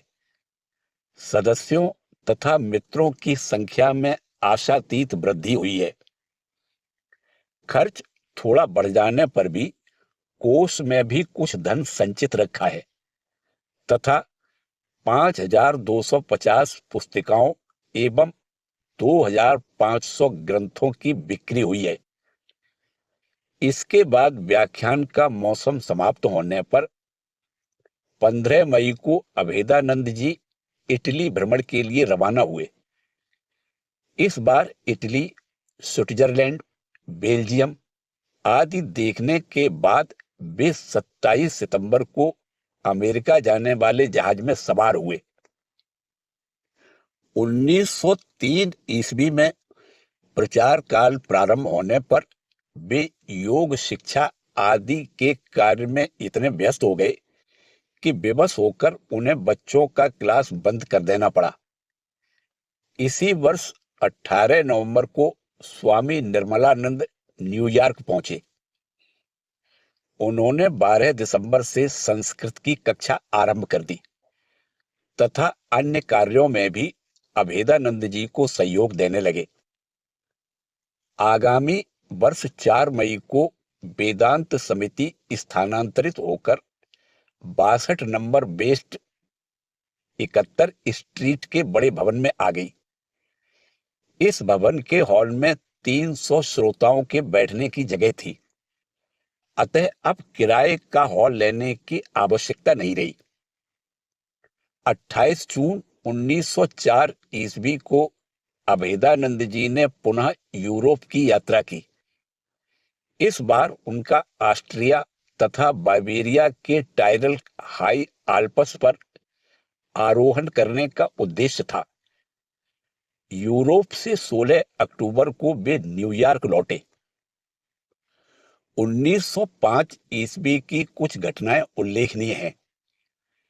30 जनवरी को ब्रुकलिन में एक वेदांत केंद्र की स्थापना के बाद उसका कार्यभार स्वामी निर्मलानंद पर सौंपा गया। फरवरी के प्रारंभ में स्वामी अभेदानंद व्याख्यान देने के लिए कनाडा गए और वहां के विभिन्न स्थान, अमेरिका का पश्चिमी तट तथा मैक्सिको आदि का भ्रमण करने तथा वहां व्याख्यान आदि देने के पश्चात 27 अक्टूबर को न्यूयॉर्क लौटे। इसी वर्ष 14 नवंबर से 11 दिसंबर तक प्रति मंगलवार उन्होंने ब्रुकलिन इंस्टीट्यूट में 400 श्रोताओं की उपस्थिति में भारत के संबंध में कुछ व्याख्यान दिए, जो बाद में इंडिया एंड हर पीपुल नामक ग्रंथ के रूप में प्रकाशित हुए। कहना न होगा, इस ग्रंथ ने उन्हें स्वदेश तथा विदेशों में भारतीय संस्कृति तथा राष्ट्रीयता के प्रतिनिधि के रूप में प्रसिद्ध कर दिया। जनवरी 1906 ईस्वी के वार्षिक अधिवेशन में यह निश्चित हुआ था कि समिति का निजी भवन निर्माण करना आवश्यक है। इसी वर्ष 27 जनवरी को स्वामी निर्मलानंद भारत लौट आए और इसके कुछ महीने बाद ही 16 मई को स्वामी अभेदानंद ने भी भारत की यात्रा की। इसी बीच उनकी अनुपस्थिति में कार्यभार संभालने के लिए 15 अप्रैल को स्वामी बोधानंद बंबई से जहाज द्वारा चल दिए। अब न्यूयॉर्क केंद्र का कार्य 1 जून से उनके नेतृत्व में पुनः आरंभ हुआ। पिछले कई वर्ष की विपुल सफलता के लिए स्वामी अभेदानंद ने जब कोलंबो में पदार्पण किया तो वहां के नागरिकों ने उनकी हार्दिक अभ्यर्थना की। इसके पश्चात कैंडी, जाफना और अनुराधापुरम में विविध स्थानों पर व्याख्यान आदि देने के पश्चात वे जहाज द्वारा ट्यूटीकोरिन पहुंचे। वहां भी उनका वैसा ही स्वागत हुआ। वहां व्याख्यान आदि देने के उपरांत वे दक्षिण भारत के प्रसिद्ध स्थानों के दर्शनार्थ चले और साथ ही सर्वत्र वेदांत की महिमा का प्रचार भी करते रहे। इस अंचल में सर्वाधिक उत्साह बेंगलोर की जनता में ही देख पड़ा। दक्षिण भारत का भ्रमण समाप्त कर 23 अगस्त को वे पुरी धाम पहुंचे। वहां स्वामी ब्रह्मानंद, शिवानंद तथा प्रेमानंद स्टेशन से ही उन्हें सीधे जगन्नाथ देव के मंदिर में ले गए और फिर शशि निकेतन में ले आए। उनके दक्षिण भ्रमण काल में स्वामी रामकृष्णानंद प्रायः सर्वदा ही उनके साथ रहे और तीर्थ दर्शन, भक्तों के साथ परिचय एवं वार्तालाप तथा व्याख्यानों का आयोजन आदि सभी विषयों में उनकी सहायता करते रहे। वे उनके साथ नीलांचल नहीं आ सके, पर 2-3 दिन बाद ही वे आ गए। तीर्थ श्रेष्ठ जगन्नाथ धाम में गुरु भाइयों के इस सम्मेलन से जो आनंद का स्रोत बहा, उसमें स्वामी अभेदानंद ने यथाभिरुचि कुछ दिनों तक अवगाहन किया। फिर 8 सितंबर को उन्होंने कलकत्ते की यात्रा की। स्वदेश लौटे अभेदानंद जी की बंगवासियों ने उचित संबर्धना की और उनके मुख से वेदांत की महिमा सुनकर तृप्त हुए। बाद में 5 अक्टूबर को उन्होंने पटना की यात्रा की और वहां से काशी, आगरा, अलवर तथा अहमदाबाद होते हुए बंबई पहुंचे। मार्ग में अनेक स्थानों पर उनके व्याख्यान हुए। अंत में 10 नवंबर 1906 ईस्वी को वे स्वामी परमानंद को साथ लेकर पुनः अमेरिका रवाना हुए। वेदांत समिति के अपने निजी भवन में लाने के लिए पूर्व योजनानुसार 2 मार्च 1907 ईस्वी को 105 वेस्ट 80 नंबर स्ट्रीट के भवन को खरीद लिया गया। उसी समय एक और आश्रम की स्थापना के निमित्त वेस्ट कॉर्नवाल स्टेशन से 4 मील दूर 150 एकड़ का एक मनोरम भूखंड तथा उस पर स्थित मकान खरीदा गया। वह स्थान बर्कशायर जिले में था तथा न्यूयॉर्क से 150 किलोमीटर की दूरी पर था। इस आश्रम की स्थापना का उद्देश्य यह था कि वेदांत प्रचार में संलग्न सन्यासियों के लिए यह विश्राम स्थान रहेगा। वेदांत के छात्र एवं छात्राएं भी यहाँ आकर निर्जन में साधना कर सकेंगे तथा गर्मी की छुट्टियों में वहां कक्षाएं चला करेंगी। स्वामी अभेदानंद के लौट आने पर स्वामी बोधानंद पिट्सबर्ग के वेदांत केंद्र का भार लेकर वहां चले गए। अब नवागत स्वामी परमानंद को न्यूयॉर्क में रख देने के कारण अभेदानंद जी को यूरोप आदि का भ्रमण करने में कोई असुविधा नहीं रही। उस वर्ष की जुलाई में वे इंग्लैंड गए और 29 अगस्त तक वहां रहने के पश्चात अमेरिका लौट आए। 29 जनवरी 1908 ईस्वी को वे पुनः इंग्लैंड गए। इस बार उन्होंने व्याख्यान के अतिरिक्त योग की कक्षाएं भी चलाईं। 1 जुलाई को 22 नंबर कंटुएट स्ट्रीट में वेदांत समिति का उद्घाटन हुआ। इस अवसर पर भगिनी निवेदिता भी उपस्थित थी। इसके बाद लंदन का कार्य समाप्त करके 21 अगस्त को उन्होंने पुनः न्यूयॉर्क में पदार्पण किया। 1909 ईस्वी के प्रारंभ में वे पुनः लंदन गए। इस अवसर पर पेरिस में 1 महीने तक रहकर उन्होंने नियमित रूप से गीता, राजयोग तथा ध्यान की कक्षाएं चलाई। उस वर्ष जून के अंत में वे न्यूयॉर्क लौट आए। 1909 ईस्वी में इंडो अमेरिकन क्लब का संगठन उनका एक प्रमुख कार्य था। इसके द्वारा एक ओर जहां भारतीय छात्र संघबद्ध हुए, वहीं दूसरी ओर उन्हें अमेरिकी लोगों के साथ घनिष्ठता स्थापित करने का भी सुयोग प्राप्त हुआ। वेदांत समिति का भवन खरीदने में कर्ज हो गया था। फिर पिछले कुछ वर्ष स्वामी अभेदानंद के अधिकांश समय बाहर रहने के कारण समिति की सदस्य संख्या तथा आय में गिरावट आ गई थी। अतः कर्ज चुकाने के लिए भवन के अधिकांश कमरों को किराए पर देकर वे स्वयं 1910 ईस्वी में बर्कशायर आश्रम में जाकर निवास करने लगे और भारत में स्वामी ब्रह्मानंद को पत्र लिखकर सूचित कर दिया कि न्यूयॉर्क के कार्य के साथ अब उनका संबंध नहीं रहा, अतः उस कार्य के लिए किसी दूसरे को भेजा जाए। स्वामी परमानंद इसके पहले ही न्यूयॉर्क का कार्य छोड़कर बोस्टन के कार्य में लग गए थे। इसलिए 1912 ईस्वी में स्वामी बोधानंद को न्यूयॉर्क का कार्य सौंपा गया। इधर बर्कशायर में स्वामी अभेदानंद के आ जाने से वहां कार्य का प्रसार होने लगा तथा वहां भी काफी लोग एकत्र होने लगे। इस प्रकार दीर्घ काल तक दक्षता पूर्वक वेदांत प्रचार का कार्य चलाने के बाद कर्म क्लांत अभेदानंद जी स्वदेश लौटने को इच्छुक हुए। इसलिए 1919 ईस्वी के प्रारंभ से ही वे अमेरिका के कार्य को समेटने लगे। नवंबर में आश्रम की बिक्री का बयाना हो गया तथा 15 दिसंबर को वे न्यूयॉर्क चले आए। वहां से वे शीघ्र ही सैन फ्रांसिस्को पहुंचे।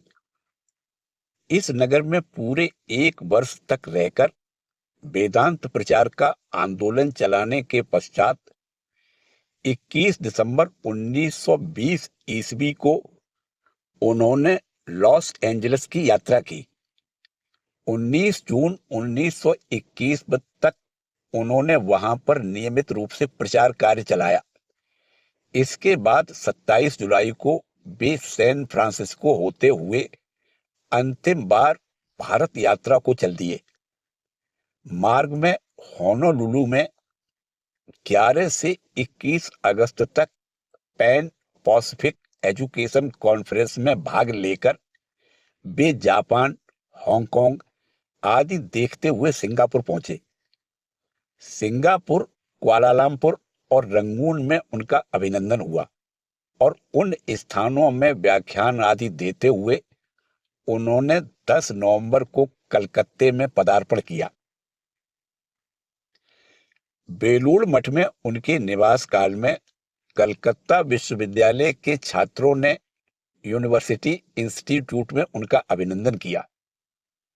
आगामी वर्ष के प्रारंभ में वे व्याख्यान देने को जमशेदपुर गए और 13 फरवरी को उन्होंने स्वामी शिवानंद के साथ पूर्व बंगाल की यात्रा की।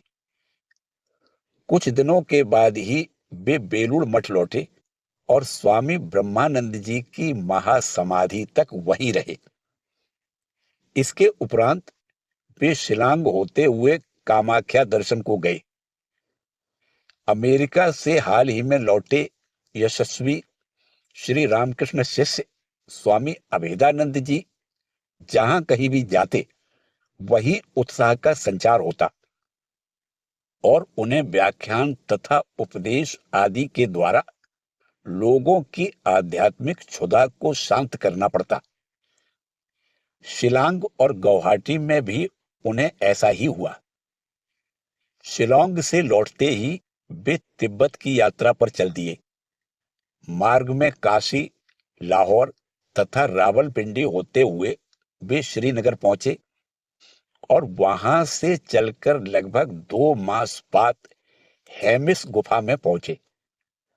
वहां से श्रीनगर लौटने में उन्हें 1 महीना लग गया। तदंतर तक्षशिला और पेशावर होते हुए वे ऋषिकेश आए। इस पुण्य स्मृतियों से भरे पावन क्षेत्र के दर्शन करने के पश्चात कनखल होते हुए कलकत्ता लौट आए। सभी प्रकार से अनुकूल अमेरिकी नगरों में दीर्घ काल तक वेदांत आंदोलन में निरत रहने के फलस्वरूप उद्यमी प्रचारक अभेदानंद को लगा कि महानगरी से दूर दीर्घ काल के अभ्यस्त जीवन के प्रतिकूल और प्रचार के लिए उपयोगी सुविधाओं से रहित इस छोटे से बेलूड़ ग्राम में पड़े रहना अपने जीवन को पंगु बनाना है। इसके अतिरिक्त विपुल ग्रंथ राशि तथा अनेक विध सामग्रियों के साथ मठ के इस छोटे से भवन में निवास करना भी कठिन था। अतः आवश्यकता समझकर उन्होंने कलकत्ते में एक वेदांत केंद्र की स्थापना करने का निश्चय किया। इसी उद्देश्य को ध्यान में रखकर 20 फरवरी 1923 ईस्वी को उन्होंने 45 बी मछुआ बाजार के किराए के मकान में अपने परिकल्पित केंद्र का शुभारंभ किया। इस मकान में 2.5 महीने रहते हुए उन्होंने अपनी दीर्घकालीन रीति के अनुसार व्याख्यान, वार्तालाप, सदचर्चा तथा मंत्र दीक्षा आदि के द्वारा वेदांत आंदोलन चलाया। बाद में 1 मई से वे 11 ईडन हॉस्पिटल रोड के मकान में चले आए। वहां पर त्यागी शिष्यों का आगमन होने लगा और यहीं पर वेदांत समिति की वास्तविक नींव पड़ी। 1924 ईस्वी में वे दार्जिलिंग गए तथा वहां पर एक आश्रम की स्थापना के लिए रूबी कॉटेज नामक 2 मकानों से युक्त एक भूखंड खरीदा। फिर मकान में आवश्यक परिवर्तन आदि के उपरांत 1925 ईस्वी के कार्तिक मास में वहां रामकृष्ण वेदांत आश्रम की स्थापना हुई। इधर कलकत्ते की वेदांत समिति के कार्य में भी विस्तार हो रहा था, इसलिए बृहत्तर भवन होना आवश्यक था। अतः स्वामी अभेदानंद सबको साथ लेकर 40 नंबर बीडन स्ट्रीट में चले आए। इस बीच भारतीय जनजीवन के साथ पुनः निकट संपर्क साधने के फलस्वरूप जनसाधारण की आवश्यकताओं के बारे में उन्हें और भी अधिक जानकारी हो गई तथा इससे उनकी कार्य पद्धति में कुछ परिवर्तन हुआ। उन्होंने ठहराया कि इस निर्धन देश में समिति के कार्यकर्ताओं को वेदांत प्रचार के साथ ही शिक्षा तथा समाज सेवा के क्षेत्र में भी स्वयं को लगाना होगा। इस प्रकार दार्जिलिंग तथा कलकत्ते के ये दो केंद्र यथासाध्य समाज कल्याण के कार्य में भी लग गए। वास्तव में इस समिति का रामकृष्ण मिशन के साथ केवल भावगत ऐक्य ही नहीं बल्कि कार्यगत सहयोग भी चलता रहा। स्वामी शिवानंद तथा शारदानंद आदि वरिष्ठ सन्यासी गण समिति में आते जाते रहते तथा अभेदानंद जी का भी प्रायशः बेलूड़ मठ में आगमन होता। इन सबके द्वारा भी यह संयोग सूत्र दृढ़तर होता रहा। 1926 ईस्वी मार्च में इस सौहार्द की बाह्य अभिव्यक्ति के रूप में वेदांत समिति के तत्वाधान में एक साधु सम्मेलन हुआ। इस अवसर पर स्वामी शिवानंद आदि बेलूड़ मठ के साधुओं ने तथा कलकत्ते के अन्यान्य मठों के सभी साधु सन्यासियों ने वहां आकर भोजन किया। परंतु इस प्रकार के विविध प्रयासों के उपरांत भी धीरे धीरे वेदांत समिति रामकृष्ण मठ तथा मिशन से पूर्णतया अलग हो गई। अंत में केवल स्वामी अभेदानंद के साथ ही रामकृष्ण मठ एवं मिशन का व्यक्तिगत संबंध बना रहा। 1926 ईस्वी की उल्लेखनीय घटना है। वेदांत समिति के मुखपत्र विश्ववाणी का प्रकाशन तथा 1929 ईस्वी की सर्वाधिक महत्वपूर्ण घटना है समिति के लिए 16 नंबर राजा राजकृष्ण स्ट्रीट में 11 गट्टा भूमि खरीदना तथा भवन निर्माण की सुविधा की दृष्टि से समिति को उसी रास्ते के 13 नंबर के मकान में ले आना। इसी समय से ऐसा प्रतीत होने लगा मानो स्वामी अभेदानंद का मन अब दैनंदिन कार्यों में वैसा नहीं लगता है। अब वे सभी कार्यों में अपने शिष्यों को ही सामने कर देते तथा स्वयं पीछे ही रहने का प्रयास करते। अब से वे प्रायः दार्जिलिंग में ही निवास करने लगे और यदा कदा भक्तों के आमंत्रण पर कलकत्ता आकर उनकी आध्यात्मिक पिपासा शांत करने लगे। एक बार स्वामी ब्रह्मानंद जी ने कहा था, काली जब बाहर का कार्य कम कर देगा तभी लोग उसकी आध्यात्मिक शक्ति का विकास समझ सकेंगे। और अब वैसा ही हुआ। दिग्विजयी विद्वान अब एक सरल शिशु के समान सभी के साथ ऐसा मिलने जुलने लगे मानो उन्हीं में से एक हों।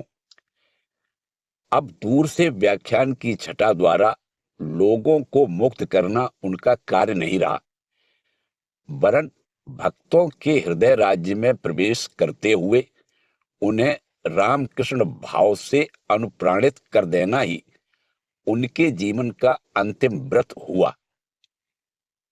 1932 ईस्वी में नवीन मठ की पहली मंजिल का निर्माण कार्य पूरा हो जाने पर समिति स्थानांतरित होकर उसमें चली आई, परंतु स्थान की कमी के कारण स्वामी अभेदानंद दार्जिलिंग में ही रहे।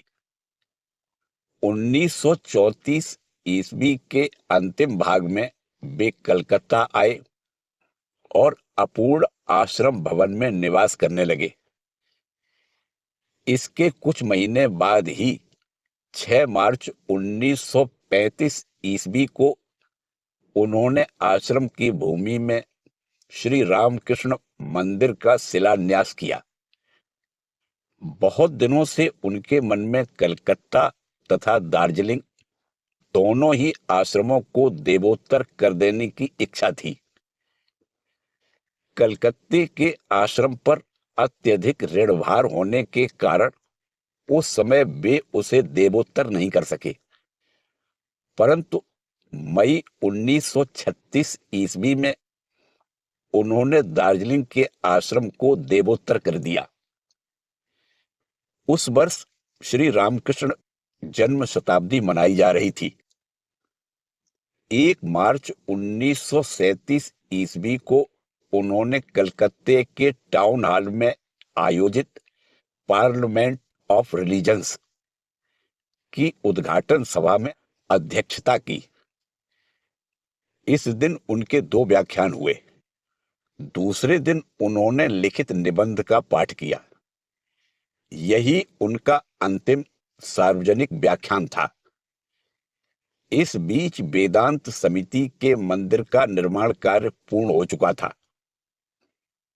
2 मार्च को श्री रामकृष्ण देव की जन्म तिथि के उपलक्ष्य में उन्होंने कलकत्ते के आश्रम में विवेकानंद स्मृति भवन का उद्घाटन किया तथा मंदिर में श्री रामकृष्ण देव के चित्रपट की स्थापना तथा प्राण प्रतिष्ठा की।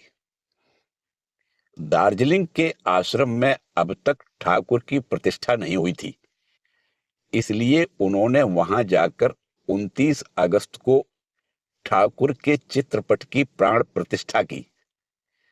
यही उनकी दार्जिलिंग की अंतिम यात्रा रही। इसके बाद कलकत्ता लौट आने पर वे मात्र 1.5 वर्ष इस मर्त्यलोक में रहे। अभेदानंद जी के कलकत्ता लौटने के कुछ दिन बाद ही समिति की ओर से सारी संपत्ति उनके नाम स्थानांतरित कर दी गई। उन्होंने 1939 ईस्वी के श्री रामकृष्ण देव की शुभ जन्मतिथि के दिन उसे देवोत्तर संपत्ति करके निश्चिंतता की सांस ली।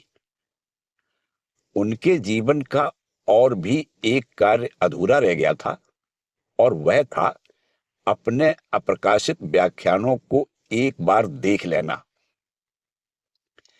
अतः प्रतिदिन रात्रि के भोजन के पश्चात उनके प्रमुख व्याख्यानों का पठन चलने लगा, जिसे सुनते हुए वे बीच बीच में संशोधन करते जाते थे।